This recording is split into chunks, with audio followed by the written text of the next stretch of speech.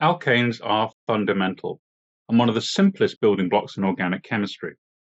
They're made up of carbon and hydrogen, with a single bond between the carbon and the hydrogen, or between the carbon and the carbon. There's no oxygen, nitrogen, phosphorus, sulfur, chlorine, silicon, boron, nothing. Just carbon and hydrogen. No double bonds, no triple bonds, just a single bond. We find alkanes a lot in oil, and we use them to make a lot of different chemicals that affect our lives today. But, here comes the but, they're not very reactive. The electronegativity difference between the carbon and the hydrogen atom is minimal. They're non-polar, and it makes them difficult to do chemistry with.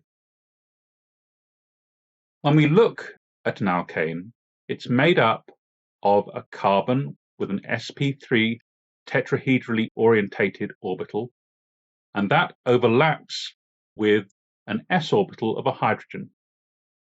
Alternatively, the sp3 tetrahedral orbital of the carbon can also overlap with another sp3 tetrahedral orbital of another carbon. We describe them as saturated hydrocarbons. Another way of describing them is an aliphatic compound. Aliphatic comes from the Greek word meaning fat, so we find a lot of alkanes as being part of fat molecules. We're now going to start to think in 3D, and the alkane is where we're going to first start to think about that.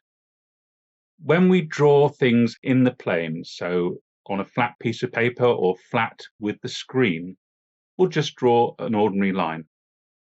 If we want to show the line going backwards into the screen, we'll draw a hashed line. So the carbon might be lying on the screen, but this would show the hydrogen being behind the screen. And lastly, if we want to show a molecule with a bond coming forward, now we draw a bold line. So here the carbon might be on the screen, but now the hydrogen is shown to be out the screen coming towards you.